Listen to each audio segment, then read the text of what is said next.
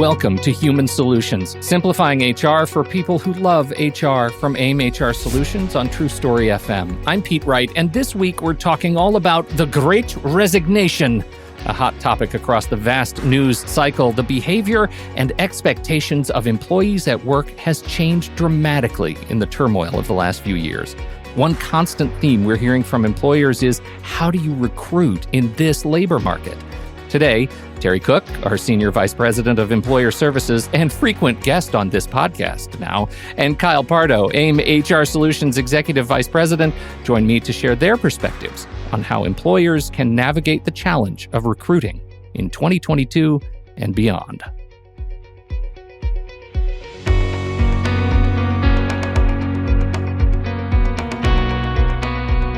Welcome, Terry and Kyle. We're going to talk about hiring. It is an uncertain market. Would you agree? Yes, I would definitely say it's an uncertain market. We've been hearing a lot about that from many companies. Well, so we want to talk about that today. We want to take this on and stare it straight in the eyes. People left the workforce in the wake of the pandemic for many different reasons. Two questions for you to start. Are they coming back? And what is it that's getting them through the door? Sure. So are they coming back? Yes, I would say there are definitely increases in people coming back into work, but what they're looking for has changed. So what I mean by that is some people have decided that they don't want to go into work face to face any longer. They want to have a remote or even a hybrid option where they can do a little bit of both. Now, that could be because they've gotten used to it and they've enjoyed it during the pandemic, or it could be for legitimate reasons where they cannot be in person in a workplace right now, whether that be a risk to themselves or others that they might be around. So I think people are coming back, maybe not full numbers coming back yet, but how they're coming back is different. And to your second question, what they're looking for to get into the door, as I mentioned, is different. I tell workplaces all the time, flexibility is key.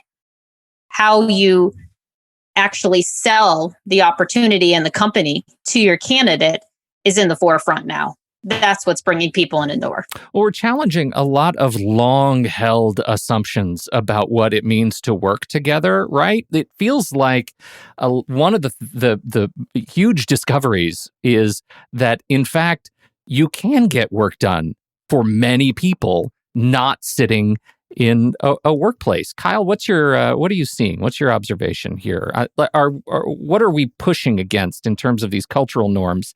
And are organizations starting to adapt?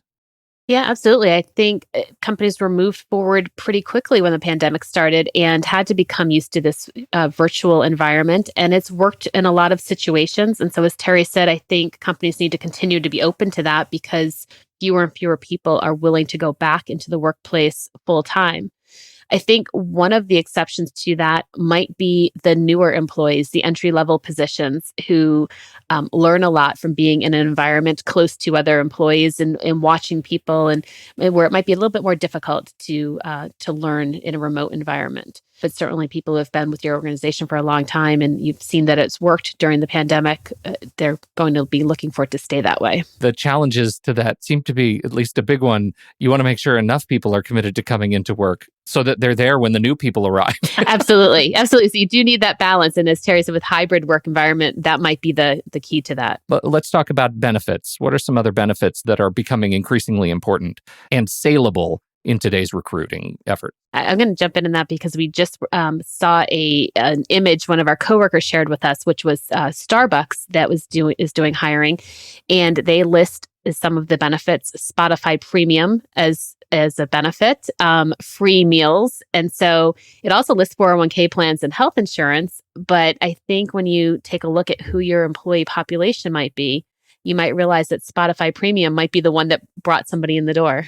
That's interesting to hear things like free meals and things like that. This seems like, wasn't that the sort of anchor playbook for big tech in up and down the coast here of folks who, it was dry cleaning, it was on-site daycare, it was free meals in the cafeteria, it was all that stuff all year, all the time.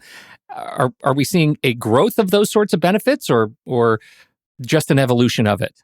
I think it is what Kyle's saying. It's a time for companies to really think about what the candidates are looking for. So a lot of times with benefits, it's about variety. It's not about the staple benefits that we all know and learn to expect or hope for in a workplace. I think it is the Spotify's. I think it might be a free meal. It might be wellness benefits. It might be different things that people are looking for in the workforce that may not have been that important in the past. So it's a time for a company to really do their research, really listen to what people are looking for in the workplace. The other thing I want to add to that, and we've talked about this in some recent presentations we've had, are caregiver benefits. We've seen people leave the workforce because they were caring for young children during the pandemic or older family members and realizing the struggles that can place on an employee. So I think companies that can respond to those types of needs of, childcare subsidies or some flexible time off or things like that are really important to employees these days. Yeah, it sounds like being more explicit about the things that we care about you caring about, right? As an organization making an offer. What is today's offer look like? We toss this word around, offer. Have you been given an offer? Has the whole process changed over the last 2 years? I think maybe the way the offer is presented may have changed. I think still you have your basics as far as, what they can expect for pay, when they can expect to receive time off or benefits. As Kyle is saying, that request may have changed in the last few years. People are looking for different time off. They're looking for the hybrid or the remote model. So that offer may include a definition around that too.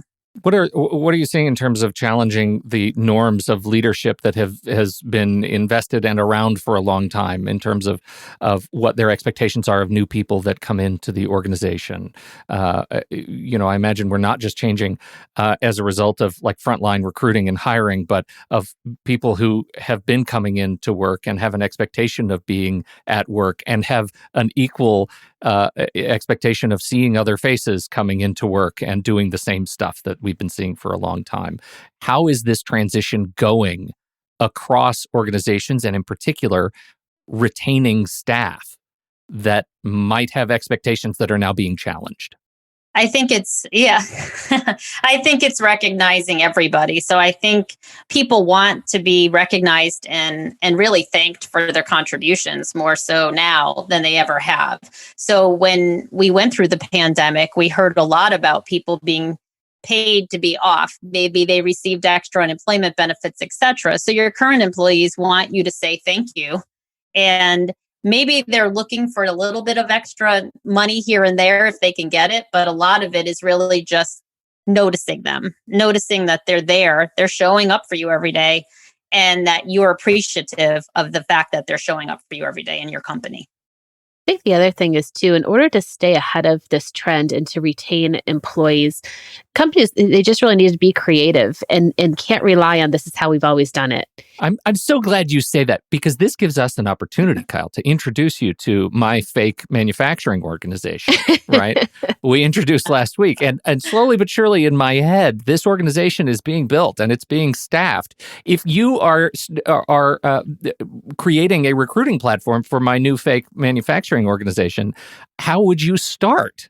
It's so funny. And I'm glad to use that example of a manufacturing organization, actually, because we've heard from employers who have said, they have shifts from 7 to 3 and 3 to 11, and that's how they've always done it. And we can't find anybody to work those shifts.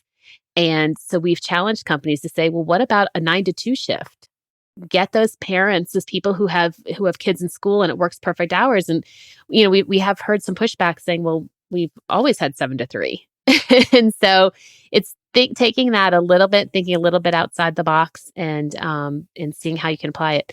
The same thing with time off. Again, time off is important. And if companies say we've always given 2 weeks of time off, well, that might not be enough anymore. That might not get you the candidates that you're looking for. And so when you have current employees who will say, well, I had to work my way up to get 3 weeks off, maybe there's a way to rethink your strategy on that. And how do you continue to reward your current employees, but get those new employees in the door? I feel like we can't have a conversation like this without talking about compensation.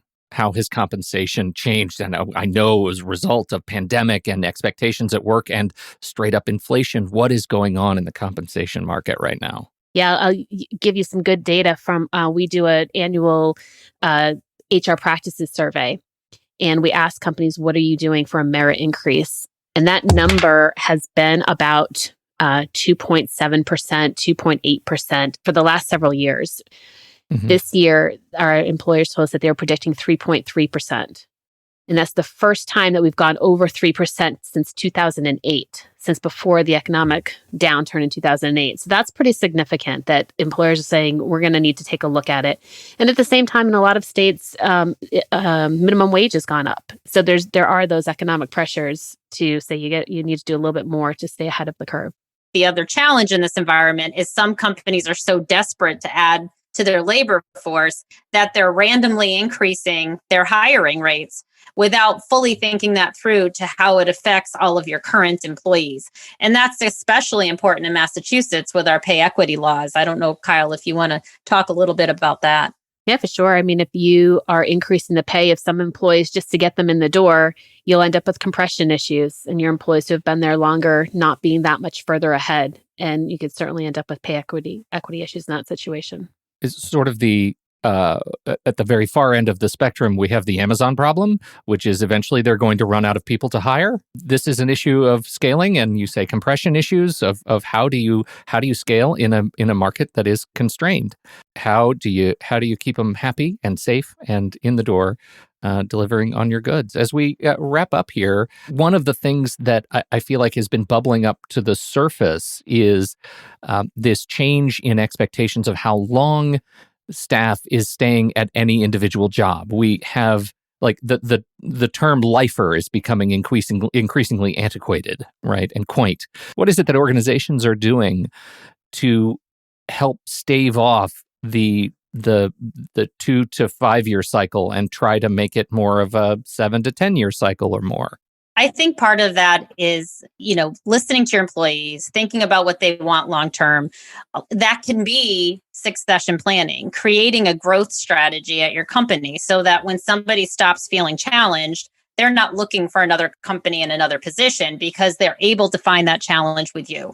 That all being said, it is important to understand that, as you mentioned, people are not at organizations as much at 20 to 30 years. The average time an employee stays at an organization right now is between 2 to 3 years. And that can be slightly increased or slightly decreased depending on some of the generational issues that have been coming out in studies. However, again, I think it's about the studies of succession planning, providing growth, providing the right compensation and benefits that people are looking for so that they're not looking elsewhere to find that.